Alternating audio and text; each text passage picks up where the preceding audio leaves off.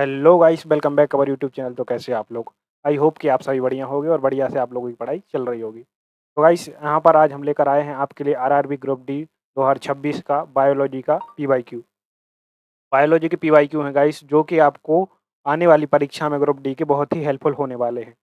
क्यों? क्योंकि हमने अभी तक आपके लिए 9 सेट कंप्लीट करवा चुके हैं। ये हमारा 10 नंबर का जो पीवाईक्यू का प्रैक्टिस सेट है। सारे क्वेश्चन जो हैं आने वाले हैं। इन प्रश्नों के बाहर कोई प्रश्न नहीं आएगा, ये 100% गारंटी। आपको अगर साइंस में 25 आउट ऑफ 25 नंबर चाहिए है, तो आप बिल्कुल सही जगह आए हैं। बस आपको ये करना है कि आपको लास्ट तक हमसे जुड़े रहना है।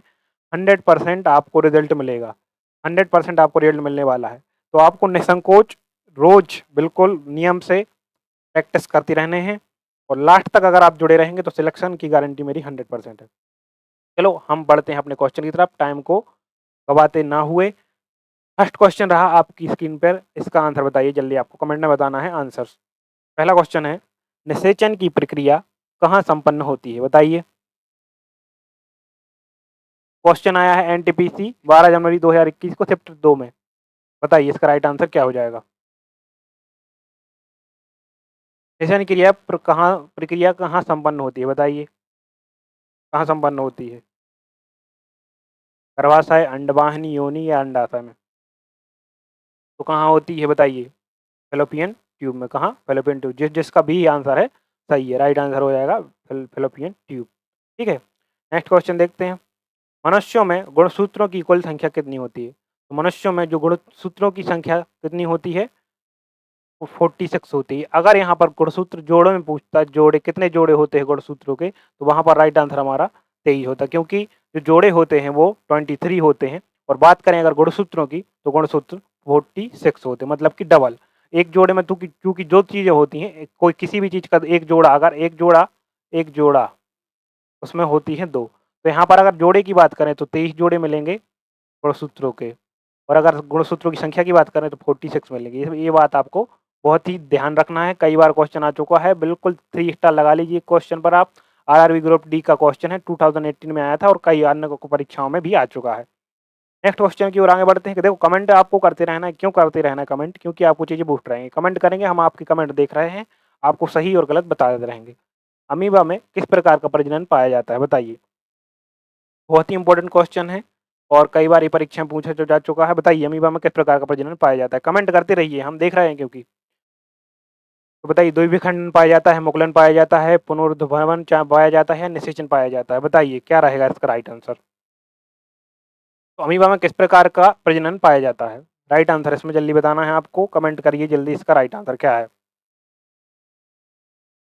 इस कौन सा पाया जाता है बताइए। कौन सा? द्विविखंडन। राइट आंसर आपका सही है, द्विविखंडन पाया जाता है। कौन सा? द्विविखंडन।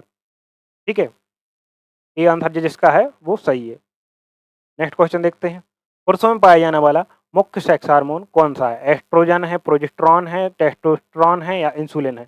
तो कौन सा पाया जाता है पुरुषों में? कमेंट में जल्दी जल्दी बताना है आप लोगों के लिए। कौन सा है? टेस्टोस्टेरोन आपका सी राइट आंसर हो जाएगा। नेक्स्ट क्वेश्चन देखते हैं। हाइड्रा में प्रजनन की सामान्य विधि कौन सी है? जो हाइड्रा होता है, हाइड्रा कुछ ऐसा इस प्रकार से होता है हाइड्रा, उसमें प्रजनन की कौन सी विधि होती है? तो आपको बता दें कि हाइड्रा में जो प्रजनन होता है, मतलब कि प्रजनन यानी कि नई संतति की उत्पत्ति कैसे होती है, तो इसका ऐसा कुछ भाग बाहर निकल जाता है और धीरे धीरे ये टूटकर नीचे गिर जाता है और नया नया हाइड्रा बन जाता है। ठीक है, तो ये जब टूट के ऐसा बनेगा, तो ये किस विधि से बनेगा? ये मुकुलन की विधि कहलाती है, जिसे इंग्लिश में हम बर्डिंग भी कहते हैं। तो राइट आंसर हो जाएगा मुकुलन। नेक्स्ट क्वेश्चन देखते हैं। भ्रूण या एम्ब्रियो को माँ के रक्त से पोषण किस संरचना के माध्यम से मिलता है? बताइए। राइट आंसर क्या हो जाएगा इसका, जल्दी बताइए। इंपॉर्टेंट क्वेश्चन है, आरआरबी एनटीपीसी 3 मार्च 2021 में आ चुका है। तो किससे मिलता है? तो बात करें कि यहाँ पर जो भ्रूण को पोषण जो मिलता है वो प्लेसेंटा से मिलता है। अगर बात करें कि जो भ्रूण का अपशिष्ट होता है वो किसके माध्यम से बाहर निकलता है? वो भी प्लेसेंटा के माध्यम से बाहर निकलता है। और जो भी वो पोषण चाहिए होता है भ्रूण को, वो भी प्लेसेंटा के माध्यम से मिलता है। राइट आंसर हमारा बी हो जाएगा। नेक्स्ट क्वेश्चन देखते हैं।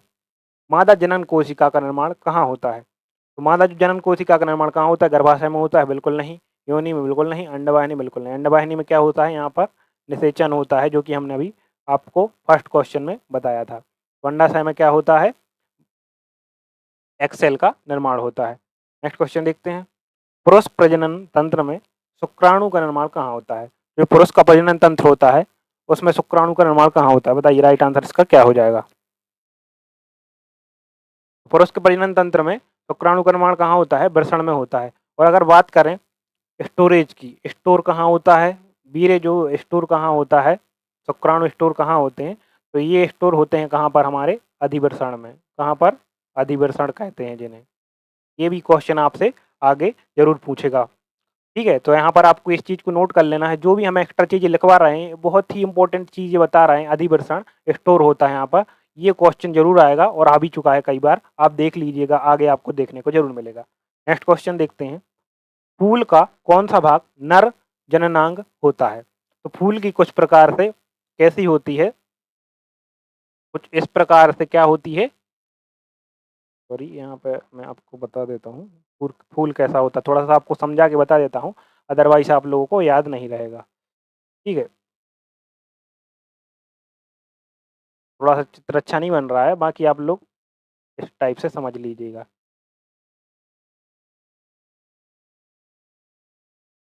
तो ये क्या कहलाता है? स्त्री केसर। तो ये कहलाता है पुंकेसर। ठीक है, तो पुंकेसर कौन सा भाग नरजनांग? तो ये वाला भाग जो होगा नरजनांग होता है, और ये वाला भाग कौन सा होता है?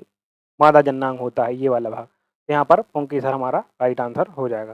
नेक्स्ट क्वेश्चन देखते हैं, आलू में कायक प्रवर्धन, कायक प्रवर्धन किसके माध्यम से होता है? तो आलू में जो कायक प्रवर्धन होता है किसके माध्यम से होता है? तने के माध्यम से होता है। तो राइट आंसर हमारा बी हो जाएगा। नेक्स्ट क्वेश्चन देखते हैं, मनुष्यों में निषेचित अंडा कहाँ प्रत्युत्पन्न होता है? तो मनुष्यों में निषेचित अंडा है वो कहाँ प्रत्युत्पन्न होता है? अंडाशय में होता है क्या? नहीं, गर्भाशय में होता है। बी हमारा राइट आंसर हो जाएगा। फ्लोपियन ट्यूब में क्या होता है? निषेचन। नेक्स्ट क्वेश्चन देखते हैं, नेक्स्ट क्वेश्चन क्या है, ईस्ट में प्रजनन मुख्य रूप से किसके द्वारा होता है? जो ईस्ट में है प्रजनन है वो मुख्य रूप से किसके द्वारा होता है? बताइए। मुकुलन के द्वारा होता है, और बीजाणु के द्वारा, बहुविखंडन या विखंडन। मुकुलन के बारे में मैं थोड़ा सा आप लोगों को बता दूं कि मुकुलन किस किस में होता है, जो मुख्य रूप से आपसे एग्जाम्पल पूछेगा परीक्षा में, जो एनसीईआरटी में दी हुए हैं। सबसे पहला एक कौन सा है? ईस्ट या खमीर। एक दूसरे नंबर का कौन सा आ जाता है? मुकुलन किस में होता है? हाइड्रा में भी होता है। तो आपको ये दो एग्जाम्पल जरूर याद रखने हैं, परीक्षा में जरूर आएंगे। प्लेनेरिया में प्रजनन की कौन सी क्षमता पाई जाती है? बताइए, प्लेनेरिया में प्रजनन की कौन सी क्षमता पाई जाती है? तो राइट आंसर इसका क्या हो जाएगा? बताइए क्वेश्चन नंबर 13 का। तो कौन सी? रीजनरेशन। रीजनरेशन पुनः उत्पन्न होने की क्षमता पाई जाती है प्लेनेरिया में। जैसे कि आप किसी छिपकली की पूंछ काट देते हैं तो फिर से हो जाती है, तो रीजनरेशन की प्रक्रिया कहलाती है। तो ये किसमें पाई जाती है? प्लेनेरिया में पाई जाती है। तो आपको ये क्वेश्चन आ गएगा, कई बार आ चुका है। नेक्स्ट क्वेश्चन देखते हैं, निम्न में से कौन सा मादा सेक्स हार्मोन है? टेस्टोस्टेरोन कौन सा है? मेल का है। तो एस्ट्रोजन किसका है? ये है फीमेल का। ठीक है, याद रखना है आपको। नेक्स्ट क्वेश्चन देखते हैं 15, पुष्प का कौन सा भाग निषेचन के बाद फल में विकसित हो जाता है? तो जो पुष्प का कौन सा भाग होता है? अंडाशय या बीजांड या केसर या पुंकेसर? बताइए कौन सा होता है? अंडाशय। पुष्प का अंडाशय या बीजांड वाला भाग भी कह सकते हैं।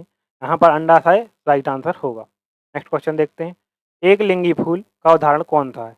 एक लिंगी फूल कौन सा फूल होता है? बताइए, इसमें केवल या तो मादा जनन तंत्र होता है या नर जनन तंत्र होता है, वो एक लिंगी फूल कहलाता है। जैसे कि यहाँ पर पपीता। तो एक लिंगी जनन तंत्र के हम वो फूल के जो एक लिंगी फूल हैं वो कौन कौन से पौधों में पाए जाते हैं? एक तो हो गया तरबूज,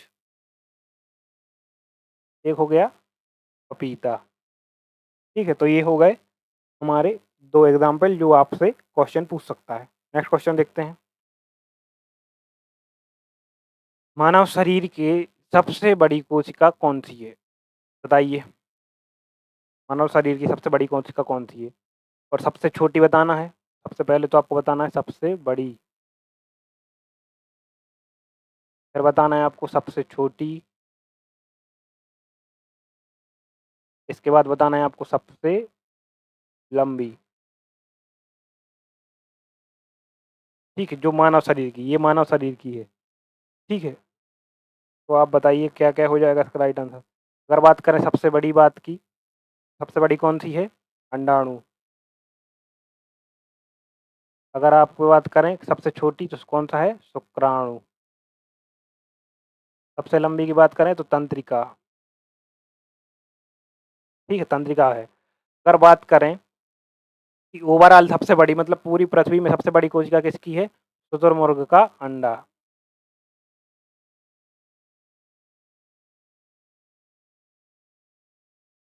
ये सबसे बड़ी क्या है? कोशिका है। मानव शरीर में नहीं है, ओवरऑल सबसे बड़ी है। चलो नेक्स्ट क्वेश्चन देखते हैं।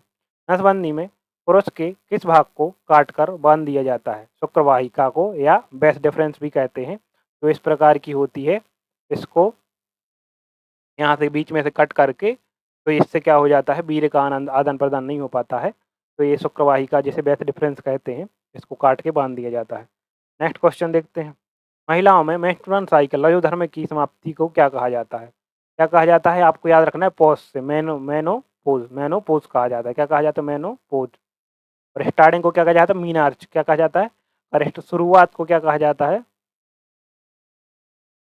शुरुआत को क्या कहा जाता है? मीनार्ची कहा जाता है। ठीक है, तो इसको राइट आंसर हो जाएगा बी। अगर शुरुआत पूछता तो मीनार्च हो जाता, और अगर स्टॉप की बात करें, कब बंद हो जाता है, तो मोनोपोज कहलाता है। आपको याद रखना है, इंपॉर्टेंट क्वेश्चन है और ये दोबारा जरूर आएगा इस बार। नेक्स्ट क्वेश्चन देखते हैं। लैंगिक प्रजनन में अभिभावक का कितना अंश योगदान होता है? तो अभिभावक का कितना योगदान होता है बताइए। आधा जीन, एक चौथाई जीन, सभी जीन, या आधा? बताइए क्या राइट आंसर हो जाएगा। तो आधा जीन, लैंगिक प्रजनन में अभिभावक का जो है आधा जीन होता है। क्या होता है? हाफ ऑफ जीन होता है। किसका? पेरेंट्स का, माता या पिता का आधा आधा जीन होता है। ठीक है, नेक्स्ट क्वेश्चन देखते हैं।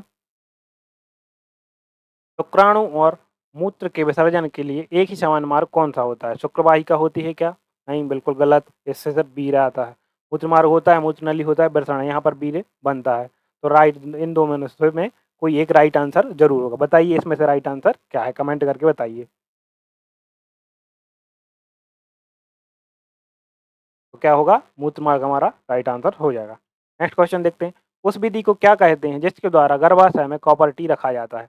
कॉपर टी क्या होता है? इसको गर्भाशय में रखा जाता है जिसके कारण शरीर में जो आदमी वाले शुक्राणु हैं वो मर जाते हैं। ठीक है, खत्म हो जाते हैं, जिसके कारण निषेचन नहीं हो पाता है। तो उस कॉपर टी के कारण निषेचन नहीं हो पाता है, तो उसे क्या कहा जाता है? गर्भ निरोध के रूप में यूज होता है। क्या होता है? Copper T. Next question. नर जनन अंगों में वृषण शरीर के बाहर एक थैली में क्यों स्थित होता है? चोट से बचने के लिए, शुक्राणु निर्माण के लिए, शुक्राणु निर्माण के लिए, तापमान से कम तापमान की आवश्यकता होती है, मूत्र विसर्जन के लिए आसानी, हार्मोन के लिए स्त्राव। तो राइट आंसर हमारा बी होगा। क्यों? क्योंकि शुक्राणु निर्माण के लिए जो टेम्परेचर है वो कम होना चाहिए, जो कि हमारे बॉडी से कम होना चाहिए, जो कि बाहर होता है, इसलिए वो बाहर होते हैं शरीर से। अंडाशय से अंडों का निकलना क्या कहलाया जाता है? तो बताइए, निषेचन कहलाता है क्या? नहीं, निषेचन क्या कहलाता है? अंडा और शुक्राणु को मिलना निषेचन कहलाता है। ठीक है, प्रत्यारोपण क्या कहलाता है? निषेचन के बाद दीवार से चिपक जाना, किसका? जो एम्ब्रियो है उसका चिपक जाना, वो कहलाता है प्रत्यारोपण। जनन कहलाता है पैदा होना। ये गलत हो, अंडोत्सर्जन कहलाता है, अंडाशय से अंडों का निकलना। नेक्स्ट क्वेश्चन देखते हैं। निम्नलिखित में से कौन सा उभयलिंगी फूल का उदाहरण है? उभयलिंगी फूल का उदाहरण बताइए। उभयलिंगी फूल वह होता है जिसमें कि क्या होता है? जिसमें मेल मेल जनन तंत्र भी होता है और फीमेल जनन तंत्र भी होता है।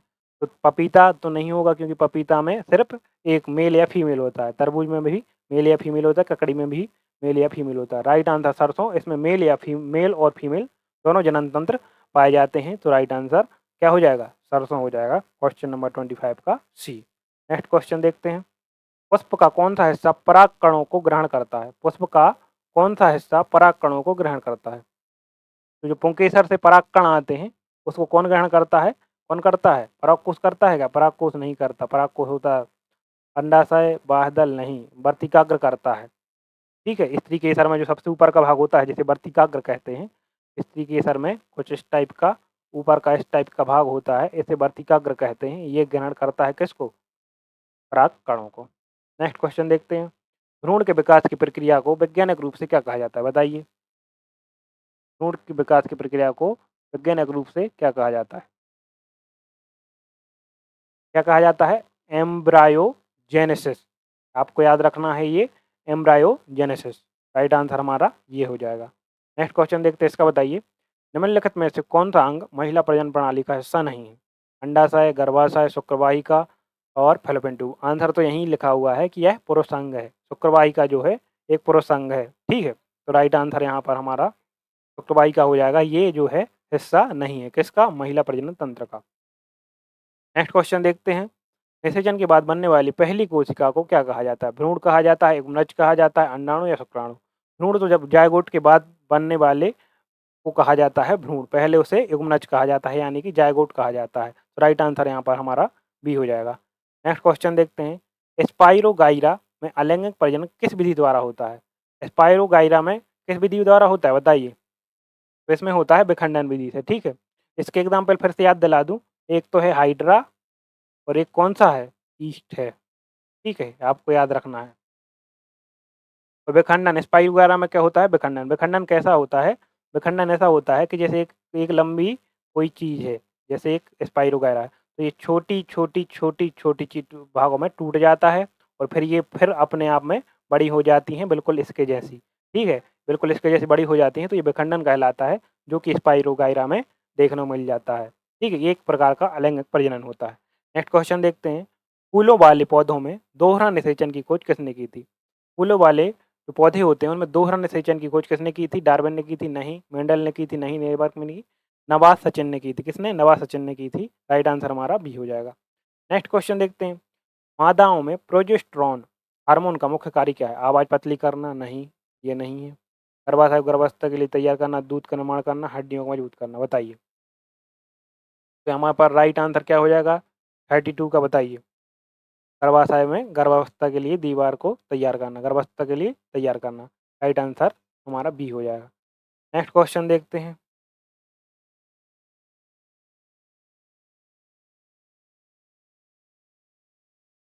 कौन से क्वेश्चन पर आ गए थे भाई साहब?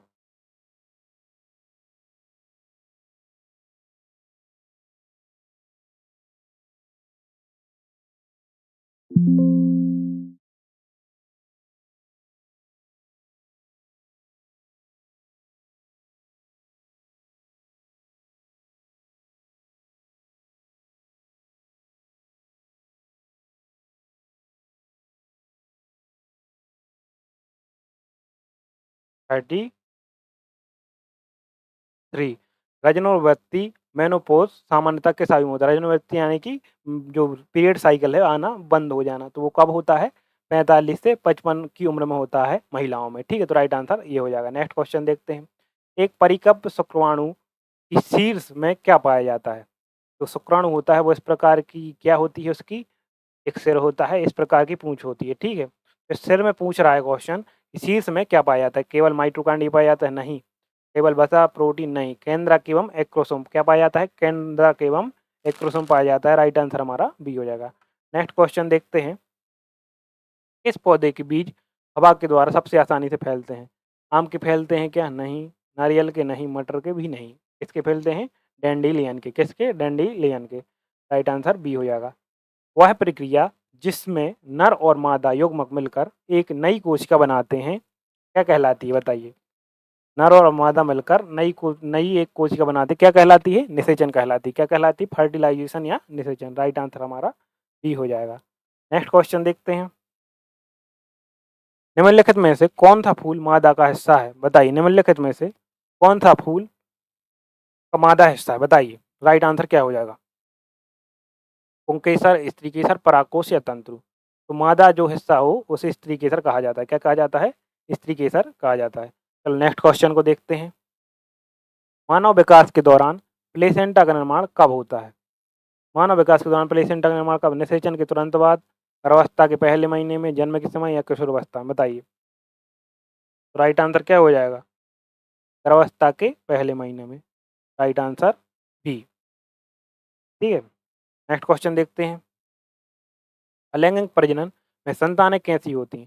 जो अलैंगिक प्रजनन होता है उसमें संतानें कैसी होती हैं? माता पिता के बिल्कुल समान, माता पिता से भिन्न, केवल माता पिता के समान और केवल माता पिता के समान। गलत, गलत और गलत। राइट आंसर हो जाएगा कि जो अलैंगिक प्रजनन होता है, अलैंगिक प्रजनन इसमें बिल्कुल समान होती हैं जो संतानें होती हैं। नेक्स्ट क्वेश्चन देखते हैं। वृषण में कौन सी कोशिकाएं टेस्टोस्टेरोन का उत्पादन करती हैं? तो कौन सी कोशिकाएं? सेरोटोनिन कोशिकाएं, लैडिंग कोशिकाएं, जर्म कोशिकाएं या लाल रक्त? तो लैडिंग कोशिकाएं करती हैं। यहाँ हमने आप पे अभी तक 40 किए हैं, थोड़े से क्वेश्चन रह गए हैं जो भी PYQ है। ठीक है, आपको ये जो क्लास देखने के बाद आपको नीचे एक क्विज मिलेगी जो बिल्कुल फ्री है, यानी क्वेश्चंस की। तो आपको वो क्विज जरूर लगानी है। क्विज लगाना बहुत ज़रूरी है। आप क्वेश्चन यहाँ पर पूरे पढ़ के जाएँ, फिर वो जाके क्विज लगाएँ, आपको 100% क्वेश्चन याद हो जाएँगे, है ना? तो आपको क्विज लगानी है। नेक्स्ट क्वेश्चन देखते हैं। निषेचन के बाद बीजांड से क्या विकसित होता है? बताइए। फल, बीज, फूल या कली? तो बीजांड के से क्या उत्पन्न होता है? बीज होता है। क्या होता है? बीज विकसित होता है। चलो नेक्स्ट क्वेश्चन देखते हैं अपना। निम्नलिखित में से कौन सा जानवर पुनर्जनन और मुकुलन दोनों द्वारा प्रजनन कर सकता है? हाइड्रा। जो हाइड्रा है, हाइड्रा क्या है? प्रजनन, पुनर्जनन और मुकुलन दोनों कर सकता है। क्या कर सकता है? प्रजनन और जो पुनर्जनन है और मुकुलन दोनों कर सकता है। आपको ध्यान रखना है हाइड्रा के बारे में, इंपॉर्टेंट फैक्ट है एक। नेक्स्ट क्वेश्चन देखते हैं। मनुष्यों में शुक्राणु का जीवन काल गर्भाशय में लगभग कितना होता है? तो ये होता है 12 से 24 घंटे। और बात करें अगर अंडाणु का, अंडाणु का जीवन काल कितना होता है? 48 से 72 घंटे। ये हो गया अपना शुक्राणु का। ठीक है, नेक्स्ट क्वेश्चन देखते हैं। परागकणों का परागकोश से वर्तिकाग्र तक स्थानांतरण क्या कहलाता है? निषेचन, परागण, अंकुरण या विखंडन? तो क्या कहलाता है? परागण कहलाता है। क्या कहलाता है? परागण। राइट आंसर हमारा बी हो जाएगा। नेक्स्ट क्वेश्चन देखते हैं। मादाओं के अंडाणु का निर्माण किस प्रक्रिया द्वारा होता है? मादाओं में अंडाणु का निर्माण बताइए किस प्रक्रिया द्वारा होता है? स्पर्मेटोजोनस, स्पर्म की बात है इसमें, तो ये तो होगा नहीं। माइटोसिस, ये भी नहीं होगा। विखंडन, ये भी नहीं होगा। ओजो ओजेनेसिस द्वारा होता है क्या? अंडाणु का निर्माण। नेक्स्ट क्वेश्चन देखते हैं। प्रोस्टेट ग्रंथि किसके नीचे स्थित होती है? गुर्दा, मूत्राशय, अंडकोश की थैली, यकृत? बताइए राइट आंसर इसका क्या हो जाएगा? 46 का राइट आंसर बताना है आप लोगों को।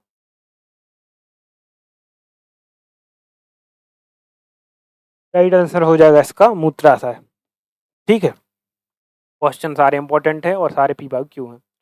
स्वपरागण किस प्रकार के पौधों में संभव है? स्वपरागण यानी कि उसी पुष्प का, उसी मतलब उसी पौधे में वो हो जाना। क्या हो जाना? प्रजनन हो जाना, मतलब कि बीज का निर्माण हो जाना। वो कैसे होता है? फीमेल और मेल जनन तंत्र अगर एक ही पुष्प में होते हैं तो वो क्या हो जाता है? स्वपरागण वहाँ पर हो जाता है। कब होता है? जब उभयलिंगी हो या द्विलिंगी। जैसे द्विलिंगी भी कहते हैं और उभयलिंगी भी कहते हैं। जब पौधा कैसा हो? उभयलिंगी या द्विलिंगी हो, तो उस कंडीशन में स्वपरागण हो जाता है। नेक्स्ट क्वेश्चन देखते हैं। गर्भावस्था के दौरान गर्भाशय के संकुचन को कौन सा हार्मोन उत्तेजित करता है? गर्भाशय के संकुचन को कौन सा हार्मोन उत्तेजित करता है? इंसुलिन करता है क्या? नहीं, ये तो शर्करा को मेंटेन करता है।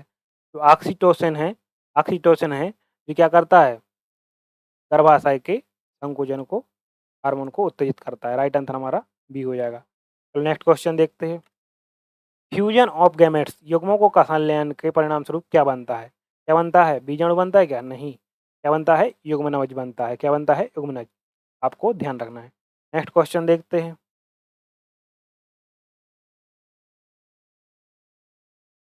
किस प्रकार के प्रजनन में अधिक विविधता उत्पन्न होती है? बताइए किस प्रकार के प्रजनन में अधिक विविधता उत्पन्न होती है? राइट आंसर बताना है आपको।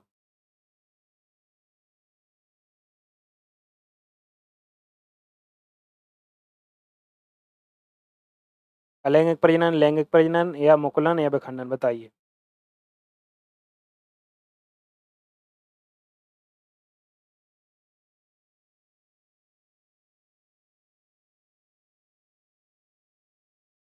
जल्दी बताइए, जल्दी कमेंट कीजिए।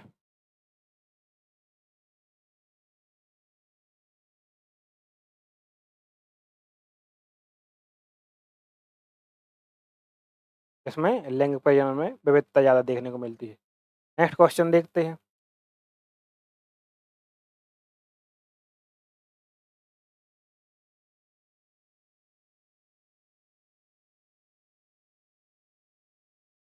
नर प्रजनन तंत्र के किस भाग को शुक्राणुओं का भंडारगृह कहा जाता है? बताइए।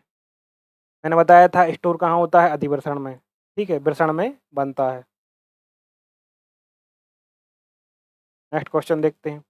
ग्राफ्टिंग और लेयरिंग किस प्रकार की प्रजनन के उदाहरण हैं? तो इसके प्रकार लैंगिक जनन के कृत्रिम एवं कायिक प्रजनन कहलाती है। ग्राफ्टिंग और लेयरिंग क्या कहलाती है? ग्राफ्टिंग यानी कि उसे काट के किसी दूसरे पौधे में लगा दिया, जैसे गुलाब के पौधे को आप काट के थोड़ी सी उसके तने को कहीं और लगा देंगे, वो हो जाएगा। जैसे लेयरिंग यानी कि उसकी एक डाल को आप नीचे दबा देंगे तो फिर भी हो जाएगा, पैदा हो जाएगा नया पौधा, तो वो कहलाता है ग्राफ्टिंग एवं लेयरिंग। ये कहलाता है कृत्रिम कायिक प्रवर्धन कहलाता है। ठीक है, तो आपको याद रखना है। नेक्स्ट क्वेश्चन देखते हैं। मादा जनन तंत्र में कार्पस ल्यूटियम का क्या स्त्रावित करता है? बताइए। इंपॉर्टेंट क्वेश्चन है, आपको बताना है क्या स्त्रावित करता है। क्या करता है? प्रोजेस्टेरॉन। क्या कहता है? प्रोजेस्टेरॉन। राइट आंसर ये हो जाएगा। नेक्स्ट क्वेश्चन देखते हैं। ब्रायोफिलम में कलियां कहाँ से निकलती हैं? बताइए। ब्रायोफिलम में कलियां कहाँ से निकलती हैं? जड़ों से निकलती हैं, पत्तियों के किनारों से, तने से, या फूलों से? राइट आंसर बी हो जाएगा। कहाँ से निकलती हैं? पत्तियों के किनारों से। क्लोन बेजीव होते हैं जो एक दूसरे के डैश होते हैं। बताइए। क्लोन यानी कि कॉपी, आपने सुना होगा क्लोन बनाना। क्लोन यानी कि कॉपी। क्लोन बेजीव होते हैं जो शारीरिक रूप से भिन्न होते हैं। गलत। अनुवांशिक रूप से समान होते हैं, केवल देखने में समान, पूरी तरह से भिन्न। अनुवांशिक रूप से समान होते हैं। ठीक है, वो क्या कहलाते हैं? क्लोन कहलाते हैं। क्या कहलाते हैं? क्लोन कहलाते हैं। आपको ये क्वेश्चन याद रखना है, बहुत बार आ चुका है पेपर में और इस बार भी आने की पूरी पूरी संभावना है। ठीक है, नेक्स्ट क्वेश्चन देखते हैं। स्तनधारियों में अंडोत्सर्ग ओवुलेशन के बाद अंडाशय का कौन सा भाग एक अंतःस्रावी ग्रंथि बन जाता है? स्ट्रोमा, ग्रेफियन फॉलिकल, बेटेलिन झिल्ली और जर्मिनल एपिथेलियम। तो ये होता है ग्रेफियन फॉलिकल। क्या होता है? ग्रेफियन फॉलिकल जो होता है अंडाशय का एक भाग होता है जो अंतःस्रावी ग्रंथि बन जाता है। ठीक है, नेक्स्ट क्वेश्चन देखते हैं। कवक जैसे राइजोपस में प्रजनन की विधि क्या है? क्या है प्रजनन की विधि राइजोपस में? बताइए। विखंडन है क्या? बीजाणु गठन है। बीजाणु समासंग भी कह सकते हैं, जैसे बीजाणु गठन या बीजाणु समासंग। मुकुलन तो किसमें? हाइड्रा में है। और पुनर्जनन किसमें है? मैंने बताई थी, स्पाइरो गायरा में। ठीक है, नेक्स्ट क्वेश्चन देखते हैं। शुक्राणु के किस भाग में माइटोकॉन्ड्रिया पाया जाता है? बताइए। मध्य शीर्ष में, मध्य भाग में, पूंछ में, या क्रोमोसोम में? बताइए किसमें पाया जाता है? स्पर्म का माइटोकॉन्ड्रिया। राइट आंसर जल्दी बताना है आप लोगों के लिए। तो इसमें मध्य भाग में, किसमें पाया जाता है? मध्य भाग में। पुष्प के केंद्र में स्थित मादा भाग को क्या कहते हैं? स्त्री केसर कहते हैं। क्या कहते हैं? और पुरुष भाग को पुंकेसर। नेक्स्ट क्वेश्चन देखते हैं। टेस्ट ट्यूब बेबी का अर्थ क्या है? बच्चा टेस्ट ट्यूब में बदलता है। गलत बात है। फिर बनता है। निषेचन बाहर होता है और फिर गर्भाधान पर प्रवेश। राइट आंसर हमारा बी हो जाएगा। ठीक है, उस अंग का नाम बताएं जहां भ्रूण विकसित होता है। भ्रूण कहाँ विकसित होता है? गर्भाशय में, फ्लोपियन ट्यूब में। फ्लोपियन ट्यूब में क्या होता है? फ्लोपियन ट्यूब में होता है निषेचन। गर्भाशय में क्या होता है? भ्रूण विकसित होता है। निम्नलिखित में से कौन सा जानवर विखंडन द्वारा प्रजनन करता है? विखंडन यानी, विखंडन बताया था फ्रेगमेंटेशन, यानी कि मैंने बताया था कि ऐसा कुछ जीव है, ये टूट जाएगा छोटे छोटे भागों में और फिर नए जीव बन जाएंगे इन हिस्सों के। ठीक है, तो स्पाइरोगायरा में होता है, जो कि आप लोगों के लिए पता है। निषेचन के बाद कौन सा हिस्सा बीज में बदल जाता है? बताइए। बीजांड बदल जाता है। सही बात है, बीजांड बदल जाता है किसमें? बीज में। नेक्स्ट क्वेश्चन देखते हैं। मानव में शुक्राणु का उत्पादन किस उम्र के आसपास शुरू होता है? 5 से 18, 13 से 15, 18 से 21 या 30? तो 13 से 15 की उम्र में क्या हो जाता है? शुक्राणु निर्माण की विधि चालू हो जाती है। निषेचन के बिना फल के विकास को क्या कहा जाता है? ऑर्थोनोक्रॉपी, हाइब्रिडाइजेशन, या ग्राफ्टिंग, या एपोमिक्सम? बताइए क्या कहा जाता है? राइट आंसर क्या हो जाएगा? अच्छा टफ क्वेश्चन है और पूछा भी जाता है। तो क्या कहा जाता है? पॉर्थेनोकार्पी। क्या कहा जाता है? पॉर्थेनोकार्पी। नेक्स्ट क्वेश्चन देखते हैं। गर्भाशय का आकार कैसा होता है? गोलाकार होता है? नहीं। नाशपाती के आकार का होता है? वर्गाकार या त्रिकोणीय? ये होता है नाशपाती के आकार का। नेक्स्ट क्वेश्चन देखते हैं। उस प्रक्रिया का नाम क्या है जिसमें एक पौधा अपने सहायक भागों जैसे जड़ तना से नया पौधा बनाता है? लैंगिक जनन, कायिक प्रवर्धन, विखंडन, या मुकुलन? ये कायिक प्रवर्धन से होता है। क्या होता है?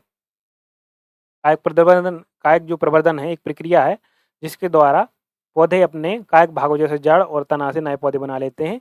जैसे हम ग्राफ्टिंग एवं लेयरिंग भी कहते हैं। इस विधि इसके अंतर्गत जो विधियाँ आती हैं ग्राफ्टिंग और लेयरिंग आती हैं, है ना? वो आपको डिटेल में अगर पढ़नी हो तो कमेंट कर देना, मैं पढ़ा दूँगा। एक्रोसोम शुक्राणु के किस भाग में स्थित होता है? तो एक्रोसोम जो का मैंने बताया था, केंद्रक जो एक्रोसोम होता है वो शीर्ष में पाया जाता है। जैसे ये एक शुक्राणु हुआ और ये इसका मध्य भाग हुआ और ये पश्च भाग हुआ। तो यहाँ पर क्या देखने को मिलेगा आपके लिए? केंद्रक मिलेगा, केंद्रक और एक्रोसोम। केंद्रक और एक्रोसोम आपके लिए देखने को मिलेगा। महिलाओं में फैलोपियन ट्यूब को काटकर बांधना क्या कहलाता है? बॉस्केटोमी, ट्यूबिकटोमी। तो बॉस्केटोमी किसे कहा जाता है? पुरुष नसबंदी।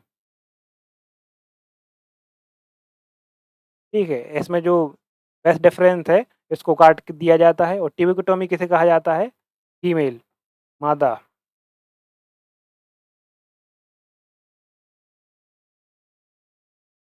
याद रखना आपको लिए, ठीक है। तो महिलाओं में अगर फैलोपियन ट्यूब को काट कर बांधना है तो वो क्या कहलाता है? ट्यूबिकटोमी कहलाता है, ठीक है।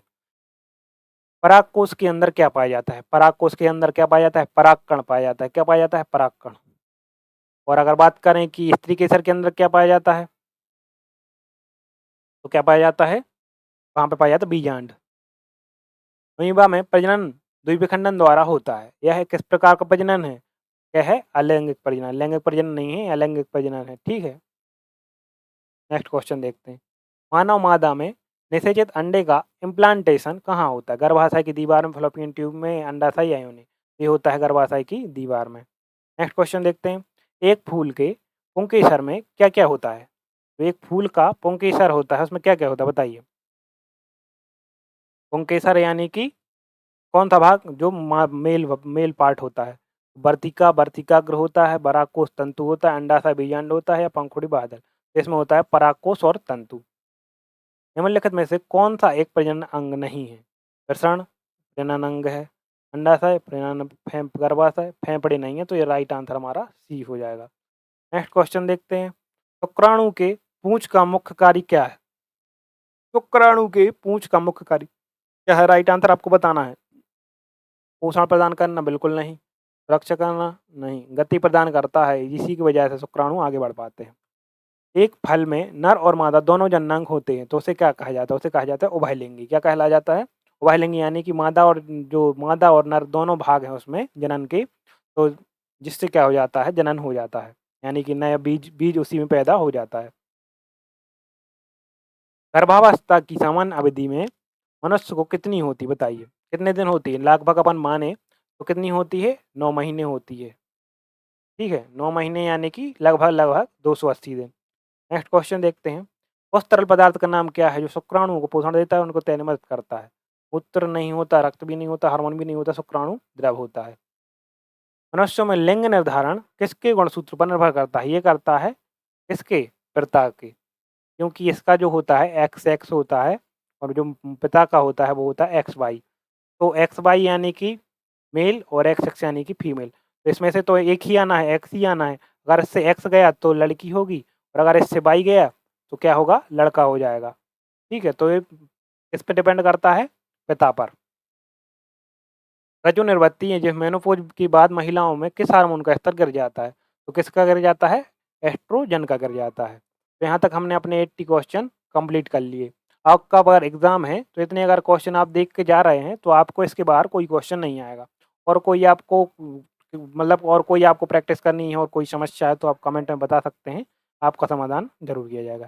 थैंक यू गाइस, मिलते हैं अपनी अगली वीडियो में। जब तक के लिए पढ़ते रहें, आगे बढ़ते रहें। इसमें जो नीचे क्विज दिया है मैंने इन्हीं क्वेश्चन का वो जरूर लगाएं, उससे आपकी रिकॉल हो जाएंगी सारी चीज़ें।